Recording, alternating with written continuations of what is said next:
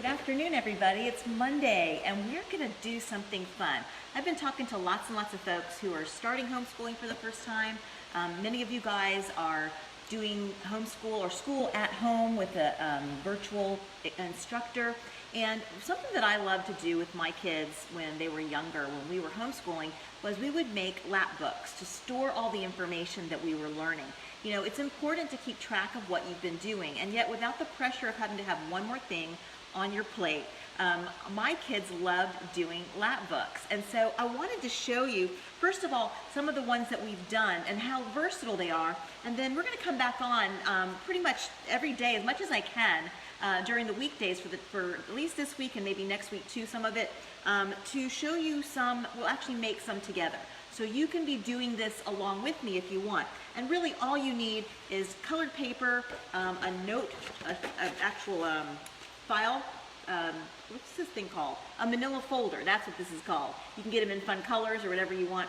And you can make some really fun things to do with your kids and an easy way to keep track of what they're doing for a portfolio. So you can use a portfolio, you can keep one of these lap books per student. You can do one per family for a month. You can do it per unit. When my kids were younger, we did lots of unit studies. So we would do a unit study lasted about a month long.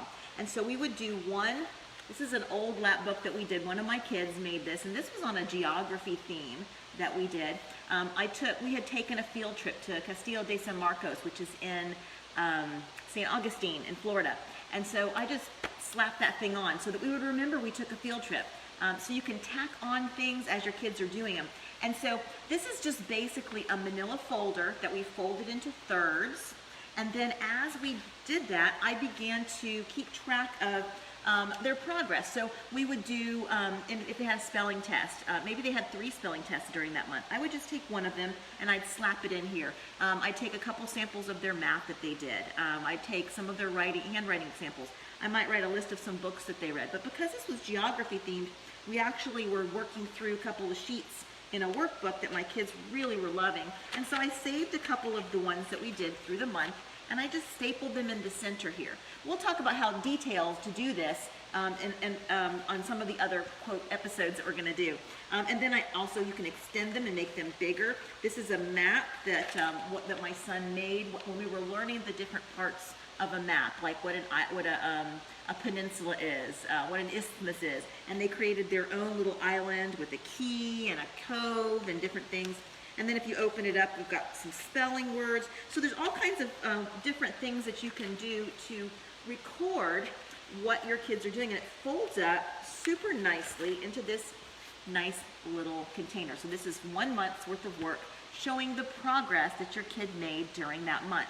I'm going to show you a little more closely some of the things we can do with that. Here's one that we did, one of my children did for Thanksgiving. So it was just kind of a Thanksgiving unit that we did, and it's just the basic manila folder. I'm going to fold it back up so you can see it's a manila folder, and we open it up and we fold it into thirds like this.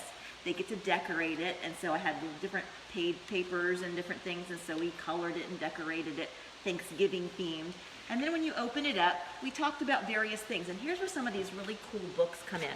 So here's an example of the second Thanksgiving, and this is a flip book that we'll be making some of these.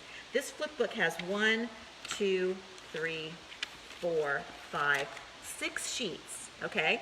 And the first one says the second Thanksgiving. You open it up, and it says there was very little food. So we were talking about the second Thanksgiving and how there were only 5 kernels of corn for each person.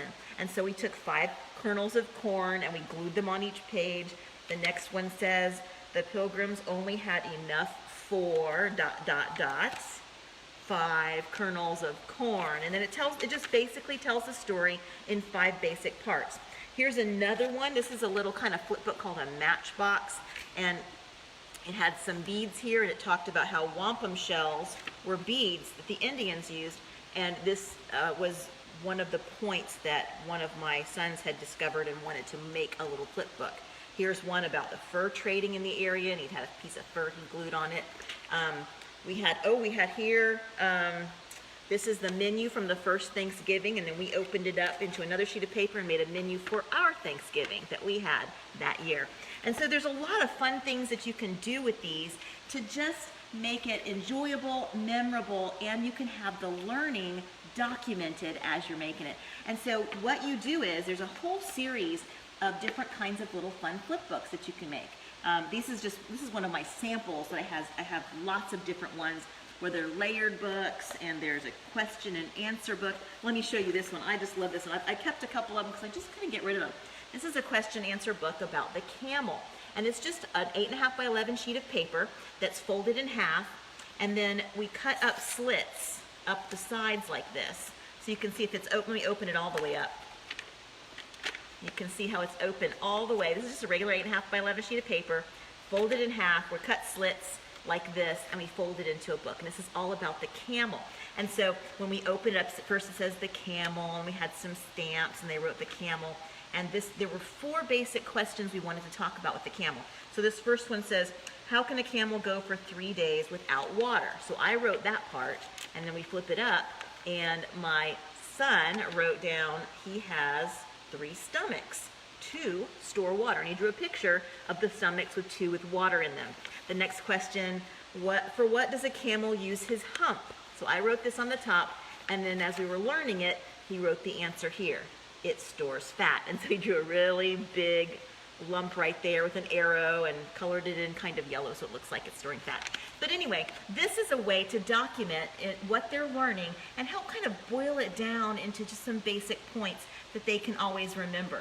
And so we're going to make these little notebooks. The first thing we're going to do today is we're going to make the base of a lap book. And it's really, really simple. Honestly, all you guys need for this stuff is, like I said before, a manila folder, which you can get them in different colors for fun. You can use cardstock, and then just some colored paper.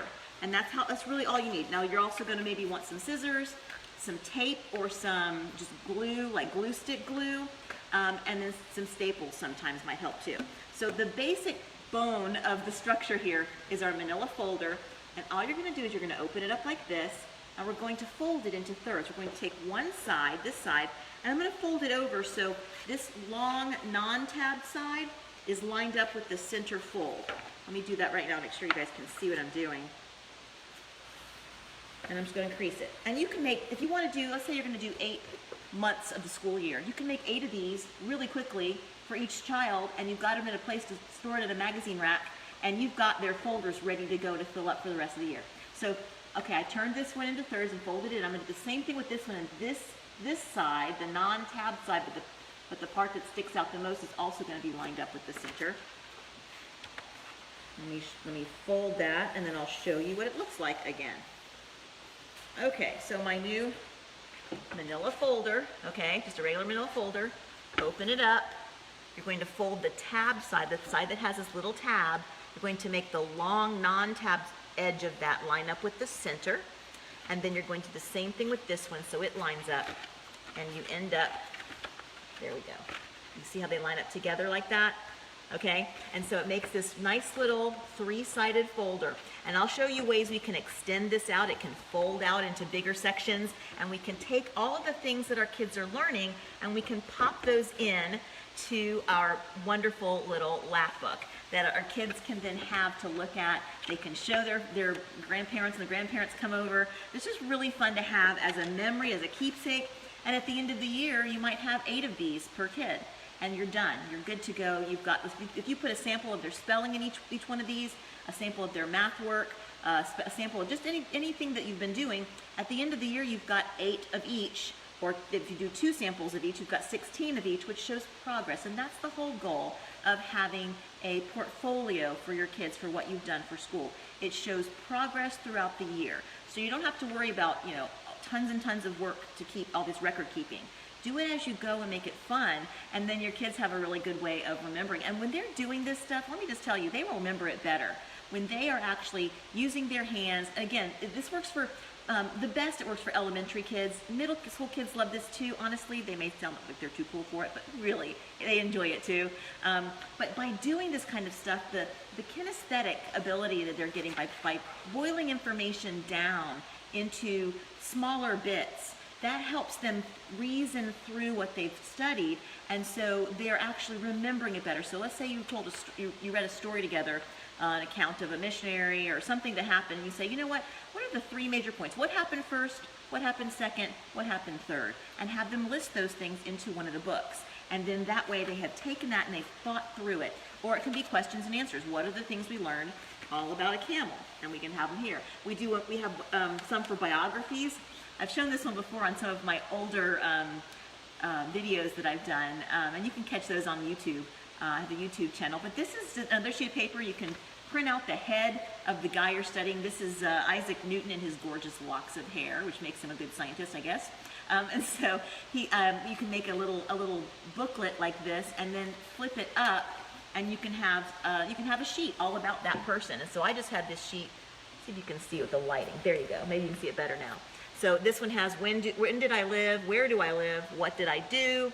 Why am I important? What lessons can you learn from me? Things like that. And so you pop that in, and you've got this really cool, just a biography, a short biography about someone that you learned in history, or someone you're learning about today, maybe a character in a book that they've been reading. And then you can take this backside and you glue it basically on inside wherever it is on your book that you're going to do it, your booklet, and they have them to go. They've got their little Isaac Newton ready to go. Okay, so we're going to do this again tomorrow. I'm hoping to come back at 3 o'clock tomorrow, same time, and we will start working on some of the booklets. And I'll show you how the booklets they can be designed for something that maybe has 3 parts or 4 parts, or 1 or 2. You can actually, that way, no matter what it is you're studying, you can say, you know, there's 5 basic points here. Let's do a booklet that's got 5 basic points I can pop in here for your kids. And then you can, again, pick fun colors and let them decorate it and have a good time with it. So I hope you enjoy that. If you have any questions or any requests or anything that has to do with portfolio keeping or keeping lap books, please leave a message down below and let me know. I'm really wanting to tailor this to you guys to make it as helpful as possible. I'm also going to link all these onto my YouTube page, which is just Sherry Seligson. So if you miss any of them, I'll put them on a playlist so you can just watch as we go. Here's one we did. It's called a lab notebook. What was this for? This must have been for a lot of stuff we did on planets.